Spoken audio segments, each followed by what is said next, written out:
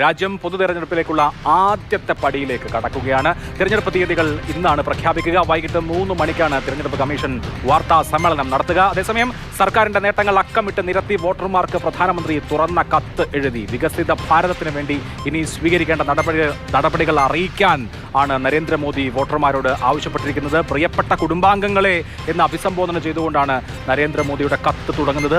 വൈകുന്നേരം 3 മണിക്കാണ് നിർവാചൻ സദനിൽ വാർത്താ സമ്മേളനം. തെരഞ്ഞെടുപ്പ് കമ്മീഷൻ തെരഞ്ഞെടുപ്പ് പ്രഖ്യാപിക്കുന്നു. കഴിഞ്ഞ തവണ 7 ഘട്ടമായിട്ടാണ് തെരഞ്ഞെടുപ്പ് നടന്നത്. നമുക്കറിയാം, ഏപ്രിൽ 23-ാം തീയതിയായിരുന്നു 3ാം ഘട്ടത്തിലായിരുന്നു കേരളത്തിലെ തെരഞ്ഞെടുപ്പ്. ഇത്തവണ ഇതിനോടകം തന്നെ നമ്മുടെ സ്ഥാനാർത്ഥികളൊക്കെ കളത്തിൽ ഇറങ്ങി കഴിഞ്ഞിരിക്കുന്നു. കൊടും ചൂടാണ്. അവസാന ഘട്ടങ്ങളാണ് എങ്കിൽ അത് മെയ് 10-ന് ശേഷമായിരിക്കും. അങ്ങനെയാണെങ്കിൽ ഒരുപാട് വിയർക്കേണ്ടി വരും, വെള്ളം കുടിക്കേണ്ടി വരും. എന്നാണ് തീയതി എന്നറിയാനുള്ള കാത്തിരിപ്പ്. എന്തായാലും ഇന്ന് 3 മണിക്ക് അവസാനിക്കുകയാണ്. ഈ രാജ്യത്തെ ലോക്സഭാ തിരഞ്ഞെടുപ്പ് നടപടിക്രമങ്ങളുടെ ആദ്യത്തെ പടി തിരഞ്ഞെടുപ്പ് കമ്മീഷൻ ഇന്ന് തീയതി പ്രഖ്യാപിക്കുന്നു. തുടർന്ന് അങ്ങോട്ട് തെരഞ്ഞെടുപ്പ് പെരുമാറ്റച്ചട്ടം നിലവിൽ വരികയാണ്. നമ്മൾ ഔദ്യോഗികമായ ഒരു തെരഞ്ഞെടുപ്പ് കാലത്തേക്ക് പ്രവേശിക്കുകയാണ്. ഇന്ത്യ ലോകത്തെ ഏറ്റവും വലിയ ജനാധിപത്യ രാഷ്ട്രമാണ്. 97 കോടിയോളം ജനങ്ങൾ സമ്മതിദാന അവകാശം വിനിയോഗിക്കുന്ന ലോകത്തെ ഏറ്റവും വലിയ ജനാധിപത്യ പ്രക്രിയയ്ക്കാണ് അരങ്ങൊരുങ്ങുന്നത്. അതിനുള്ള തീയതിയാണ് കുറിക്കപ്പെടുന്നത്. ബി ബാലഗോപാൽ ഡൽഹിയിൽ നിന്ന്. ബാലു, വൈകുന്നേരം 3 മണിക്കാണ് തെരഞ്ഞെടുപ്പ് കമ്മീഷന്റെ ഏറെ നാൾ കാത്തിരുന്ന വാർത്താ സമ്മേളനം നടക്കുക. നമുക്ക് കഴിഞ്ഞ തവണത്തെ നിലയാണ് എങ്കിൽ നമുക്ക് 7 ഘട്ടങ്ങളിലുള്ള തെരഞ്ഞെടുപ്പായിരുന്നു കഴിഞ്ഞ തവണ. ഇത്തവണത്തേത് അങ്ങനെ ആകുമോ എന്ന് ഉറപ്പൊന്നും പറയാൻ കഴിയില്ല. എന്താണ് ഡൽഹിയിൽ നിന്ന് ലഭിക്കുന്ന സൂചനകൾ? അഭിലാഷ്, കൃത്യം 3 മണിക്ക് തന്നെ തെരഞ്ഞെടുപ്പ് കമ്മീഷന്റെ ഔദ്യോഗിക വാർത്താ സമ്മേളനം ആരംഭിക്കുന്നതായിരിക്കും. മുഖ്യ തെരഞ്ഞെടുപ്പ് കമ്മീഷണർ രാജീവ് കുമാറും തെരഞ്ഞെടുപ്പ് കമ്മീഷണർമാരായി പുതുതായി ചുമതലയെടുത്ത ജ്ഞാനേഷ് കുമാറും SS സന്ധുവും എനിക്ക് പിന്നിൽ കാണുന്ന വിജ്ഞാൻ ഭവനിലാണ് ഈ വാർത്താ സമ്മേളനം നടത്തുന്നത്. സാധാരണഗതിയിൽ സമീപകാലത്തൊക്കെ ഈ തെരഞ്ഞെടുപ്പ് കമ്മീഷന്റെ വാർത്താ സമ്മേളനങ്ങൾ നടത്തിയിരുന്നത് ആകാശവാണി ഭവനിലായിരുന്നെങ്കിൽ ഇത്തവണ ഈ രാജ്യം ഉറ്റുനോക്കുന്ന തെരഞ്ഞെടുപ്പ്, പൊതു തെരഞ്ഞെടുപ്പ്, ഇന്ത്യയുടെ എല്ലാ ഭാഗങ്ങളിൽ നിന്നുള്ള മാധ്യമപ്രവർത്തകരൊക്കെ എത്തും എന്നതിനാൽ തന്നെ വളരെ വിശാലമായ ഒരു ഹാളിൽ വെച്ച്, വിജ്ഞാൻ ഭവനിലെ മെയിൻ സെൻട്രൽ ഹാളിൽ വെച്ചാണ് ഈ വാർത്താ സമ്മേളനം നടത്തുന്നത്. ലഭ്യമാകുന്ന സൂചനകൾ അനുസരിച്ച് 2019 തന്നെ ഇത്തവണയും 6-7 ഘട്ടങ്ങളായിട്ടായിരിക്കും തെരഞ്ഞെടുപ്പ് നടത്തുന്നത്. 2019 അത് 7 ഘട്ടമായിട്ടായിരുന്നു തെരഞ്ഞെടുപ്പ് നടത്തിയിരുന്നത്. പക്ഷേ ഇത്തവണ അത് 6 ഘട്ടമോ 7 ഘട്ടമോ ആയിട്ട് തെരഞ്ഞെടുപ്പ് നടത്തുന്നതിനുള്ള സാധ്യതകളാണ് ഇപ്പോൾ കമ്മീഷൻ പരിശോധിക്കുന്നതെന്നാണ് ലഭിക്കുന്ന വിവരം. ഏപ്രിൽ 3-ാം വാരം ആരംഭിച്ച് മെയ് അവസാനത്തോടു കൂടി ഈ തെരഞ്ഞെടുപ്പ് നടപടികൾ പൂർണ്ണമായും, അതായത് ഫലപ്രഖ്യാപനം ഉൾപ്പെടെ നടത്തുന്ന തരത്തിലുള്ള ഒരു ഷെഡ്യൂളാണ് തയ്യാറാക്കാൻ സാധ്യത എന്നാണ് കൽപ്പിക്കപ്പെടുന്നത്. കാരണം ഈ ലോക്സഭാ തെരഞ്ഞെടുപ്പിനോടൊപ്പം തന്നെ നിയമസഭാ തെരഞ്ഞെടുപ്പ് എടുക്കുന്ന അരുണാചൽ പ്രദേശിലും സിക്കിമിലും നിയമസഭകളുടെ കാലാവധി ജൂൺ ആദ്യവാരം അവസാനിക്കുന്നതാണ്.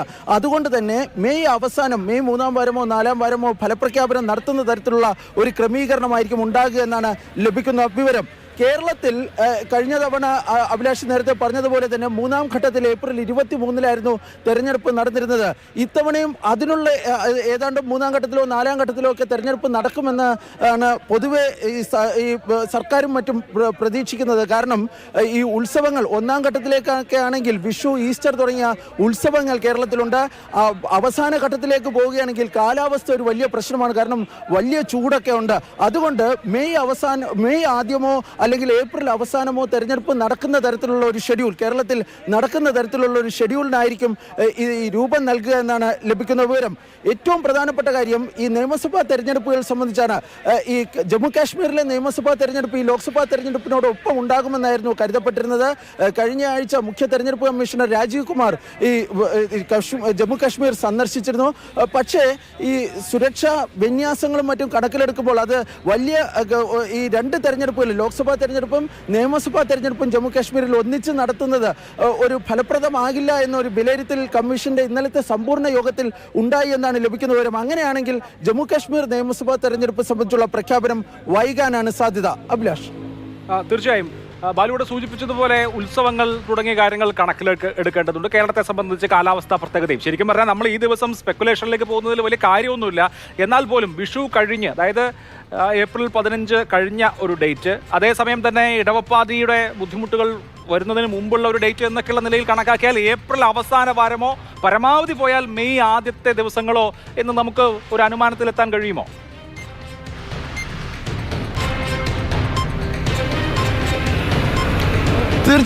തീർച്ചയായും അത്തരം ഒരു വിലയിരുത്തൽ തന്നെയാണ് കമ്മീഷന്റെ ഭാഗത്തു നിന്നും ഉണ്ടായിരിക്കുന്നത് എന്നാണ് ലഭിക്കുന്ന വിവരം. പക്ഷേ ഇതിലൊക്കെ പ്രധാനപ്പെട്ട കാര്യം കേരളത്തിൽ പതിവിനൊക്കെ വിപരീതമായി ഇത്തവണ ഈ തെരഞ്ഞെടുപ്പ് വിജ്ഞാപനം വരുന്നതിനൊക്കെ വളരെ നേരത്തെ തന്നെ സ്ഥാനാർത്ഥികളെ മൂന്ന് മുന്നണികളും പ്രഖ്യാപിച്ചിട്ടുണ്ട്. അവരൊക്കെ ഈ കളത്തിലിറങ്ങുകയുമൊക്കെ ചെയ്യുന്നുണ്ട്.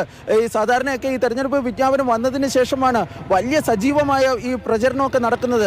വലിയ പണച്ചിലവൊക്കെ ഉണ്ടാകുന്ന ഒരു കാര്യമാണ്. കഴിഞ്ഞ ദിവസങ്ങളിലൊക്കെ ഈ സ്ഥാനാർത്ഥികളുമൊക്കെ ആയിട്ട് സംസാരിക്കുമ്പോൾ അവരൊക്കെ പറയുന്നുണ്ട് ഈ തെരഞ്ഞെടുപ്പ് അങ്ങോട്ട് നീങ്ങും തോറും ഈ സാമ്പത്തികമായ വലിയ പ്രതിസന്ധി തങ്ങളെ അലട്ടും എന്നതാണ്.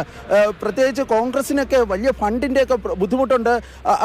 അതുകൊണ്ട് തന്നെ ഈ യഥാർത്ഥത്തിൽ ഈ പാർട്ടികളും മറ്റുമൊക്കെ പ്രതീക്ഷിക്കുന്നത് അല്ലെങ്കിൽ അവരുടെ ഒരു ആഗ്രഹം കഴിഞ്ഞ തവണത്തേതുപോലെ ഏപ്രിൽ 3-ാം വാരമൊക്കെ ഈ തെരഞ്ഞെടുപ്പ് നടക്കും അല്ലെങ്കിൽ നടത്തിയാൽ അവരെ സംബന്ധിച്ചിടത്തോളം ഒരു വലിയ സൗകര്യമാകുമെന്നൊക്കെയാണ് കരുതുന്നത്. പക്ഷേ ഇതിലൊരു സ്പെക്കുലേഷൻ ഇനി വലിയ സ്കോപ്പില്ല.